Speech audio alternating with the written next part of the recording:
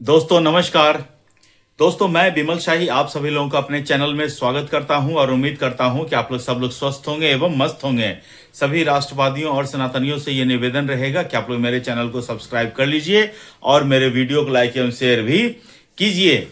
दोस्तों आज हम लोग बात करेंगे कॉकरोच जनता पार्टी के जो संस्थापक हैं अभिजीत दीपिके, उसके बारे में बात करेंगे और जिस तरह से वह शब्दों का यूज कर रहे हैं ऐसा लगता है कि वो सचमुच नाली के ही कॉकरोच हैं और उन्होंने अपनी असलियत जनता के सामने बता दिया कि हम कॉकरोच ही हैं और नाली वाले कॉकरोच हैं।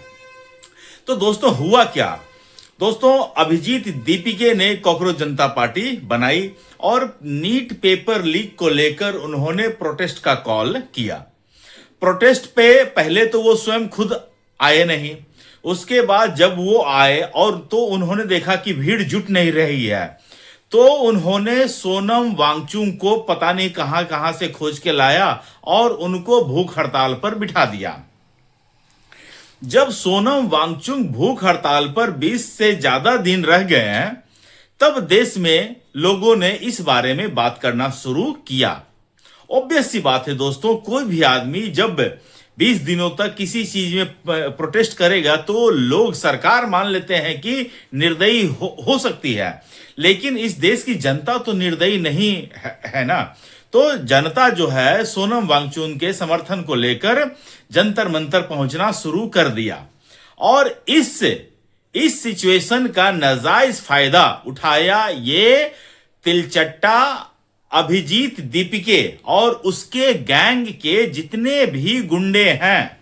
जो गुटका किंग है, जो इस तरह से बात करता है मुंह चौड़ा करके, वो सौरभ दास की मैं बात कर रहा हूं। वो हो गया या तो फिर और एक रंगा करके है वो, ठीक है ना। ये सारे जो है ये उमर खालिद के चेले हैं, शर्जील इमाम के चेले हैं। सोचिए इन छात्रों के आड़ में लेकर इन लोगों ने शर्जील इमाम और उमर खालिद को रिहा करने के स्लोगन वहां से लगवाए। बताओ छात्रों से शर्जील इमाम और उमर खालिद का क्या लेना देना नीट पेपर के मुद्दे से। उसके बाद दोस्तों इन लोगों ने अपने समर्थन में अरुंधति राय को बुलाया। अरुंधति राय इस देश की सबसे बड़ी एंटी नेशनलिस्ट है। फिर उसके बाद एक म्यूजिक डायरेक्टर है दीपक या विशाल डडलानी गंजा, वो आता है। फिर एक कॉमेडियन है कुणाल कामरा, वो आ जाता है और विदेश में बैठे एक जर्मन शेफर्ड भी है, वो भी इसको सपोर्ट कर रहा था। मतलब आप इसके प्रोटेस्ट में एक भी आदमी नेशनलिस्ट ढंग का आपको वहां नहीं दिखेगा। फिर इसने दोस्तों संसद मार्च करने का प्लान बनाया और इसके लगता है जैसे संसद इसके खाला का घर है, इसकी फूफा वहां बैठते हैं तो वो अपनी खाला के यहां जा सकता है। भैया संसद जो है सिक्योर प्लेस है, वहां पर आप ऐसे ही नहीं जा सकते हैं। और इन्होंने छात्रों के साथ कॉल ले लिया। वहां पर छात्र कम, छात्रों के भेष में गुंडे ज्यादा थे, ठीक है ना। अब मैं ऐसे ही शब्दों का प्रयोग करूंगा, छात्रों के रूप में गुंडे ज्यादा थे और छात्र ऐसे छात्र और छात्राएं थी जिनका वीडियो अगर आप सोशल मीडिया पर जाकर देखिएगा तो आप सोचेंगे कि ऐसे छात्रों के माँ पिताजी अगर उस दिन जल्दी सो गए होते या फिर उस दिन प्रोटेक्शन का यूज कर लिया होता तो ऐसे बच्चे पैदा ही नहीं होते। ऐसे छात्रों का शब्दावली हमने देखा है, लड़कियां हो लड़के हो हर तरह के, और उनका पढ़ाई लिखाई से कोई मतलब नहीं है। आई कैन अंडरस्टैंड, वो लोग स्टूडेंट हो सकते हैं, लेकिन जब उसने कॉल लिया तो नरेंद्र मोदी को इतनी गाली, अमित शाह को इतनी गालियां, इस देश के जवानों को इतनी गालियां, उनके ऊपर पत्थर फेंके जा रहे हैं, तो जब पत्थर फेंकोगे तो लाठी भी खाओगे। जब अगर पुलिस वहां पर धारा 144 लगा दिया गया है, फिर आगे बढ़ने का क्या मतलब है। लेकिन अभिजीत दीपिके और सौरभ दास के नेतृत्व में ये लोग सब आगे बढ़े, मार खाएं। मार सौरभ दास और अभिजीत दीपिके को नहीं लगा दोस्तों। ये सब जो जेनजी, जो बिना अकल के बच्चे हैं, जिनको लगता है कि उसके माँ बाप ने बचपन में सही से सारे टीके भी नहीं लगवाए हैं, वो लोग खाए हैं। और ये अभिजीत दीपिके जो है या सौरभ दास है, वो तो आराम से सरकार के साथ बातचीत कर रहा है। सरकार से उनके ऊपर ना कोई एफआईआर है, ना किसी तरह का मुकदमा है। और उसके बाद अभिजीत दीपिके और सौरभ दास तो लगता है कि इस देश के नेशनल हीरो बन चुके हैं। दोस्तों मुझे याद है अभी से ऑलमोस्ट 10 साल पहले उमर खालिद और कन्हैया कुमार ऐसे ही जेएनयू में एंटी नेशनल स्लोगन लगाकर रातों रात हीरो बने थे।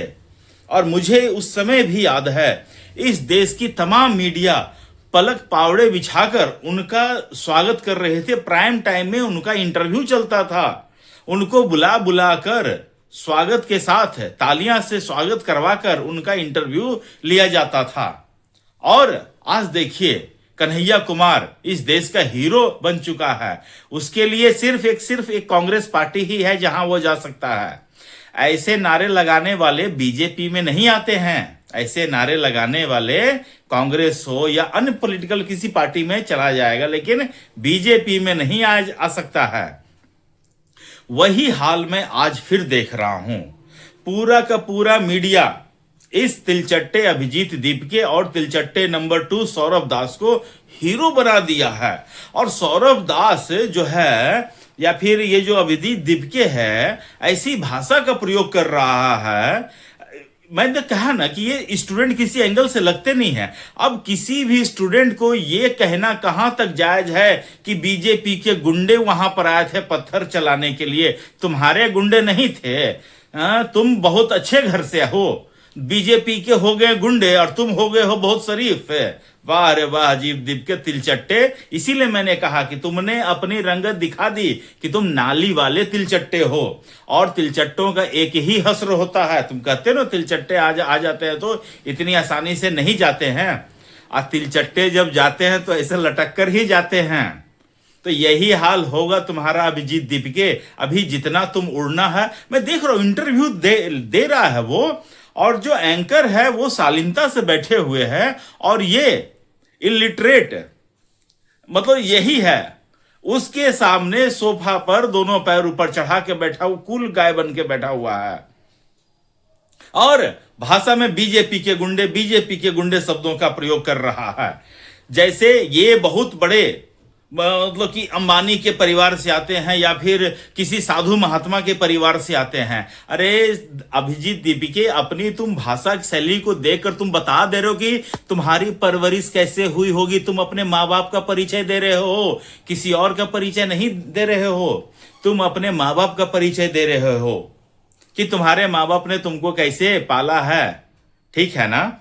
और दोस्तों जितने भी एफआईआर हुए हैं सब उन छात्रों पर, उन नासमझ गुंडों पर हुआ है। मैं उन्हें गुंडा ही बोलूंगा। अभी वो बाद में माफी मांग रहे हैं कि जो हो गया हमने फ्लो में बोल दिया, अब हमें माफ कर दीजिए। ये जिन लड़कियों जो लोग माफी मांग रहे हैं उनको मैं बताना चाहूंगा कि ये तुम्हारे मौसा का नहीं है दुकान कि मौसा मौसी माफ कर देंगे। ये देश कानून से चलता। अगर तुम्हारे ऊपर एफआईआर हुआ है तो क्वेश्चन कराने के लिए तुमको कोर्ट जाना पड़ेगा। ठीक है ना। और गृह मंत्री और जेपी नड्डा और जितेंद्र सिंह ने कह दिया है कि किसी भी छात्र पर प्रोटेस्ट के दौरान कोई भी अगर छात्र है उसके ऊपर एफआईआर नहीं होगा। और वो आज भी अपने बात पर कायम है। लेकिन अगर कोई हिस्ट्री सीटर है उसको नहीं छोड़ा जाएगा ना। अगर किसी के ऊपर ऑलरेडी एफआईआर दर्ज है और वो वांटेड है, वो फरार है, ऐसे लोगों को नहीं छोड़ा जाएगा। जेपी नड्डा ने साफ कह दिया है कि अगर आपके ऊपर एफआईआर है, आप अपना नीट का मार्कशीट या इस साल या इससे पहले भी कभी भी नीट में अपीयर हुए हैं तो आप अपना मार्कशीट लेकर आ जाइए और हम आपके ऊपर एफआईआर नहीं करेंगे। और दोस्तों ये देखिए, ये अभिजीत दीपिके अपने, मैंने कहा ना ये दोगला है, ये अपना दोगलापन दिखा रहा है, चाहे सौरभ दास हो चाहे अभिजीत दीपिके हो। ये इनसे जब पत्रकार पूछते हैं कि आप पंजाब में जाएंगे क्या, पेपर लीक वहां भी हुआ है, पेपर लीक कर्नाटका में भी हुआ है, आप वहां जाएंगे, तो ये कह रहे हैं कि नहीं हमारा सिर्फ एक स्पेसिफिक नीट के लिए था, इसके बाद हमारा कोई जिम्मेदारी नहीं है। मतलब जहां जहां जहां जहां कांग्रेस की या उनके मतलब की सरकार है, आखिरकार पंजाब में तो इन्हीं के, जो अरविंद केजरीवाल का ही ना है, लोग सब चेला, तो वहां उसकी सरकार है, कर्नाटका में कांग्रेस की सरकार है, झारखंड में कांग्रेस की सरकार है, वहां ये लोग नहीं जाएंगे, वहां पर दूध भाते, पेपर लीक मतलब कुछ नहीं होता है। जिसमें मोदी इन्वॉल्व हो, जिसमें बीजेपी इन्वॉल्व हो, ताकि उनको ये कहने का मौका मिल सके कि बीजेपी के गुंडे, तो तिलचट्टो तुम जितना गुंडागर्दी कर लो या फिर बातों से जितनी मर्जी तुम दोगलापन दिखा दो, तुम्हारा इलाज सिर्फ और सिर्फ एक चप्पल है। चप्पल खाओगे उस दिन तुम्हारा ऐसे लटक के जाओगे फिर कहीं वापस से। दोस्तों आज के लिए मुझे इतना ही अपडेट देना था। आप लोग अपना ख्याल रखिए, स्वस्थ रहिए, मस्त रहिए। तब तक के लिए नमस्कार, जय श्री राम।